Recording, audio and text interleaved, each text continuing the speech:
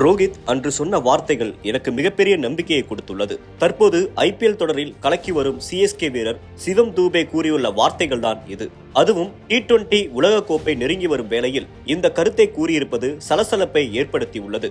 விறுவிறுப்பாக நடந்து வரும் IPL தொடரில் அனைவரது கவனத்தையும் ஈர்த்துள்ள ஒரு வீரர் என்றால் அது சிவம் தூபே தான். அதுவும் ஆறுசாமி என்ற பெயருடன் பாராட்டப்பட்டு வருகிறார். தூபே இறங்கினாலே சிக்ஸர் தான் என்று நினைக்கும் அளவிற்கு அவரது அதிரடி இருந்து வருகிறது. புள்ளி விவரங்களை வைத்து பார்த்தால் இதுவரை அவர் விளையாடியுள்ள 9 போட்டிகளில் 350 ரன்களை குவித்திருக்கிறார். இதில் 9 அரை சதங்கள் அடங்கும். பெரும்பாலான ரன்கள் பவுண்டரிகளால் மட்டுமே வந்துள்ளன.